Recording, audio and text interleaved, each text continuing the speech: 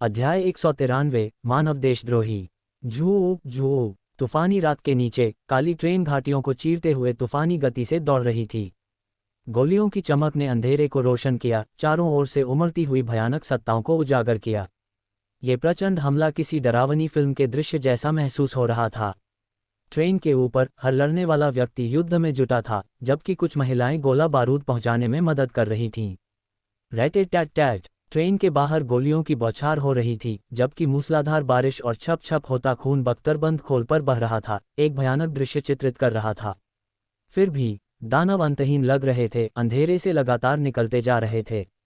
जैसा कि निदेशक अलका ने चेतावनी दी थी, अनंत ट्रेन को खून की गंध से चिन्हित कर दिया गया था, जिसने अनगिनत अंधकार में सत्ताओं को हमला करने के लिए आकर्षित किया था। बस 10 मिनट से कुछ ज्यादा समय में अनंत ट्रेन रेन टाउन माल ढुलाई प्लेटफॉर्म पर फिर से प्रकट हुई। उसके लोहे के पहिए चरमराए, पिछले मारे गए परजीवी भेषियों के शवों को कुचलते हुए खून और मौत के तूफान के बीच वापसी की। Boom boom. जैसे ही वे स्टेशन की बाहरी परिधि के पास पहुंचे, जैसा कि भविष्यवाणी की गई थी, अंधेरे में दुबकी हुई भयानक सत्ताएं चुप्पी में फीकी पड़ने लगीं, धीरे धीरे गायब हो गईं। ट्रेन पर भी गोलियों की आवाज बंद हो गई। राघव और अन्य खिड़कियों के पास खड़े थे, अंधेरे स्टेशन की ओर देख रहे थे, भेषियों के खिलाफ एक खूनी लड़ाई के लिए पूरी तरह से तैयार थे। PX-05 इंजीनियरिंग रोबोट्स ने पहले ही 1130 क्लोज इन वेपन सिस्टम में गोला बारूद बेल्ट लोड कर दिया था, जो किसी भी क्षण आग उगलने को तैयार था। लेकिन कुछ अजीब था। ट्रेन के जोरदार लौटने के बावजूद माल ढुलाई प्लेटफॉर्म, जो कुछ ही मिनट पहले परजीवी भेषियों से भरा हुआ था, अब रहस्यमय ढंग से शांत था। केवल कुछ बिखरे हुए शव और परजीवियों के अवशेष बचे थे। इसके अलावा प्लेटफॉर्म पूरी तरह से अंधकार में डूबा था। ये भयावह सन्नाटा उस क्षण के जैसा था जब वे कल रात पहली बार यहाँ पहुंचे थे। अजीब, अभी अभी तो इतने सारे घिनौने भेषी थे, वे अचानक कहाँ गायब हो गए? सतर्क रहो। राघव ने अपनी नज़र चारों ओर घुमाई, फिर कम्युनिकेटर उठाया। सभी सतर्क रहें, तुरंत गोला बारूद फिर से भरें और संभावित परजीवी छिपकर हमलों पर नजर रखें। पूरी ट्रेन में राघव का आदेश तुरंत प्रसारित किया गया। हर कोई तेजी से चला, हथियार रीलोड किए और फायरिंग पोर्ट साफ किए। हालांकि इस अस्थायी विराम ने उन्हें सांस लेने का मौका दिया, तनाव अभी भी हवा में घना था। रहने वाले डिब्बे में कोई नहीं बोला, हर कोई खामोशी में तत्परता से काम कर रहा था।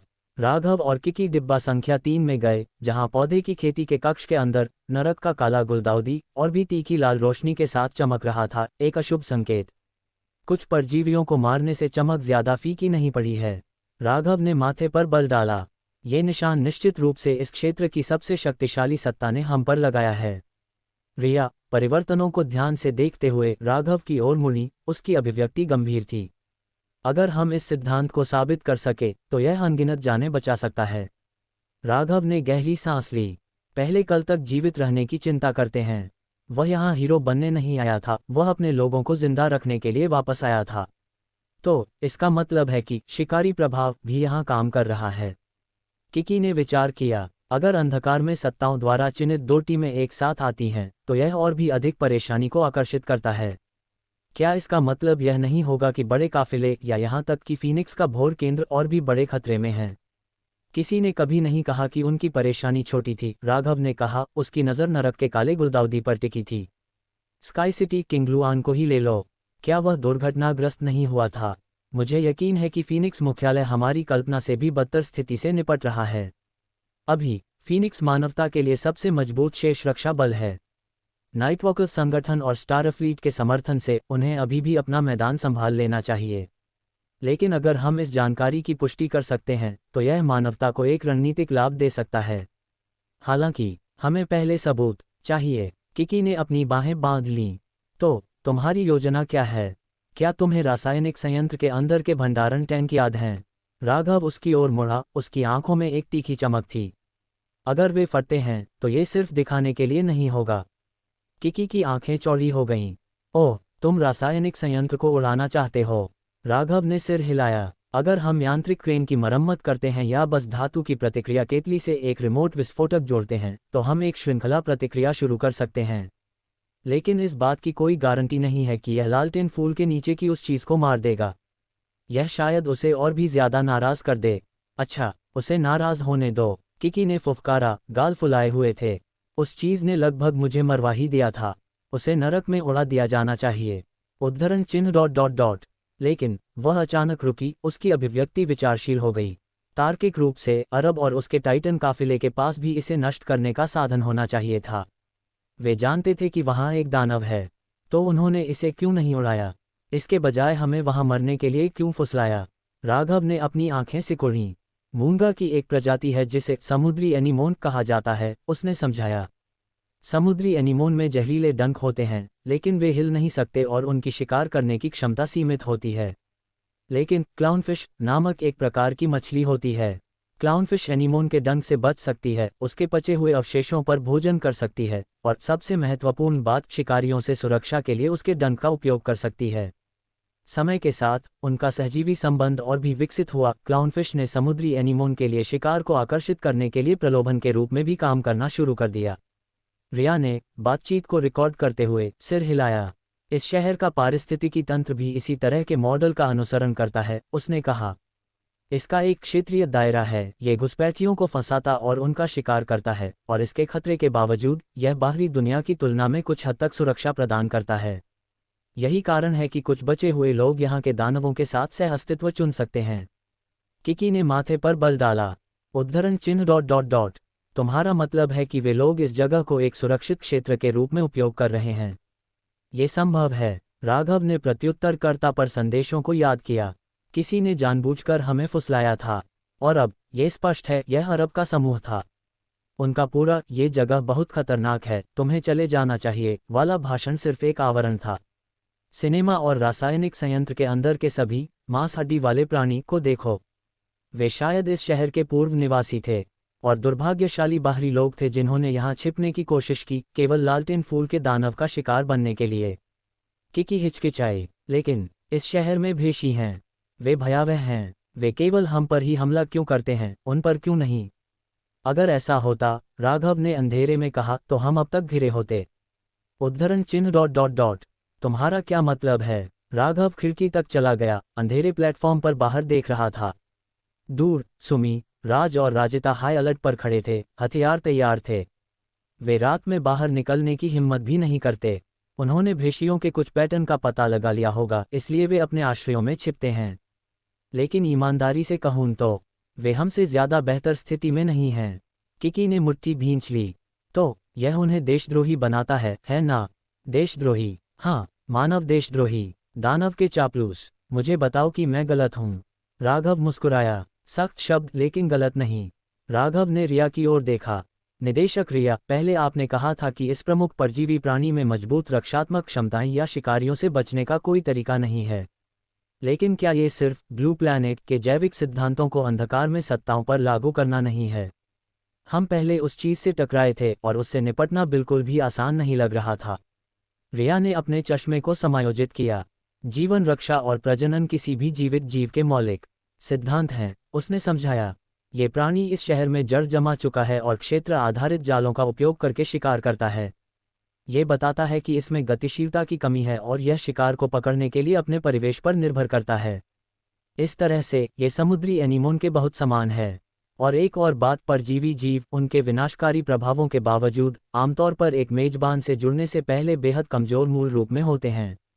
जब हम भाग रहे थे तो हमने जितने भी भेषी देखे, वे पहले से ही पूरी तरह से परजीवीकृत अवस्था में थे।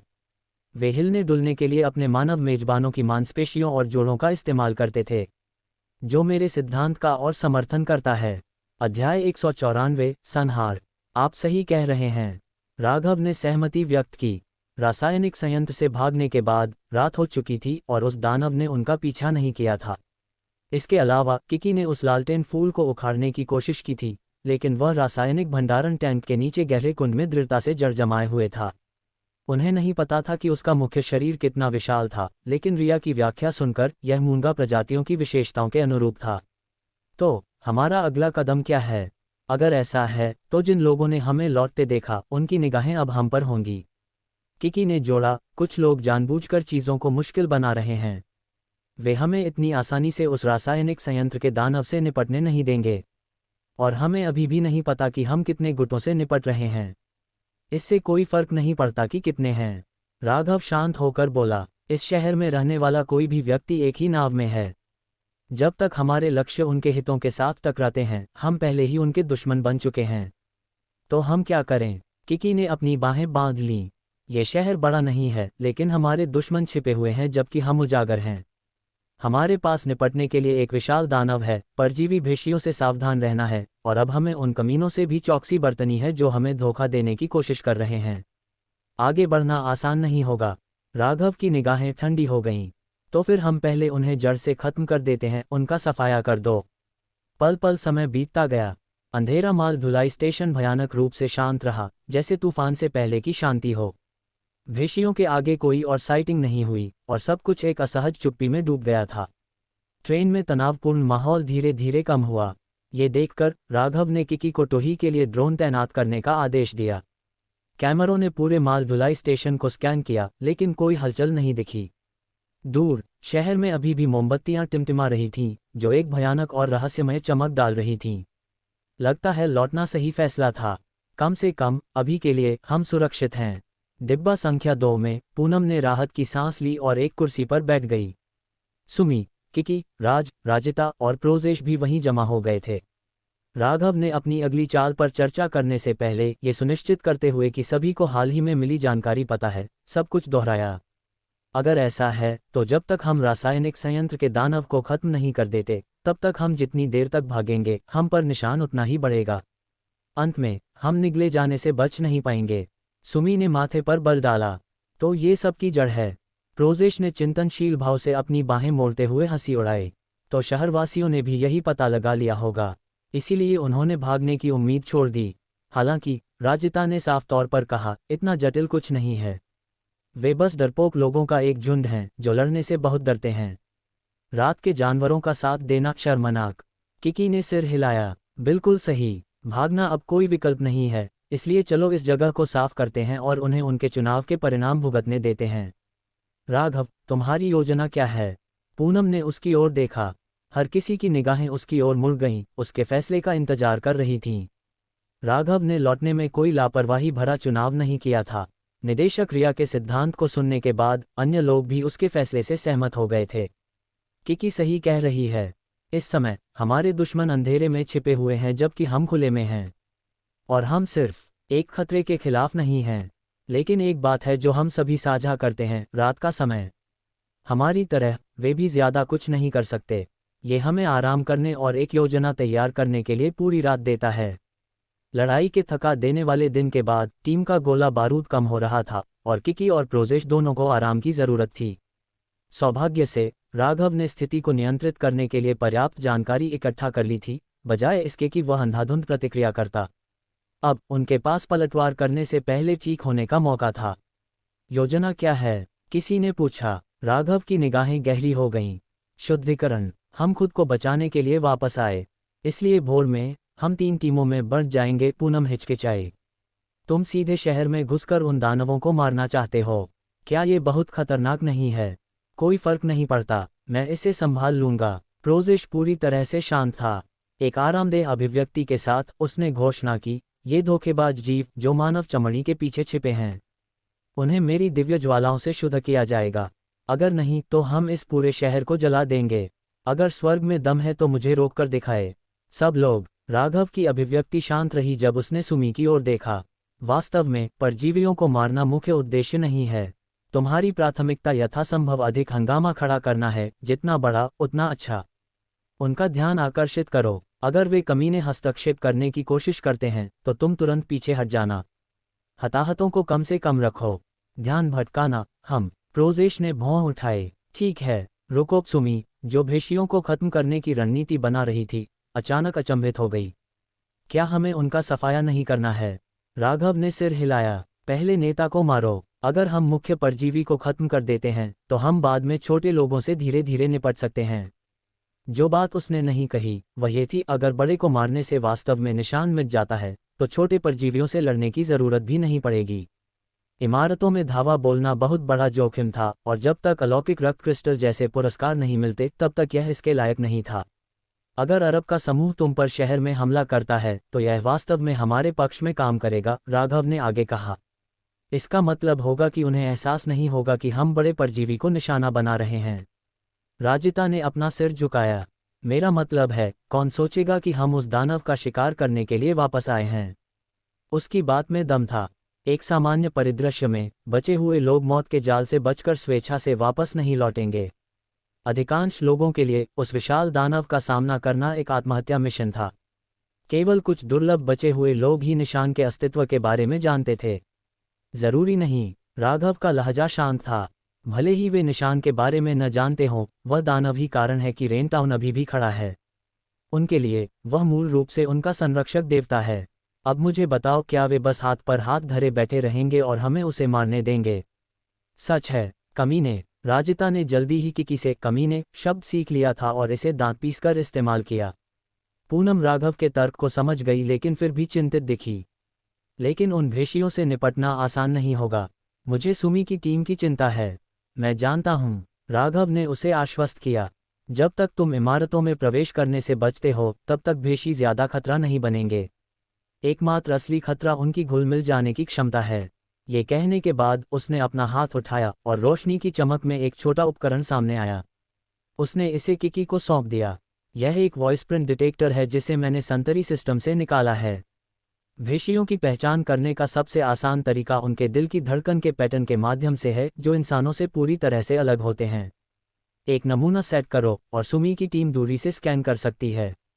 जैसे ही किकी ने इसे पकड़ा, उसकी आंखें चमक उठीं। धत तेरे की, ये तो शानदार है। मैंने इसके बारे में क्यों नहीं सोचा?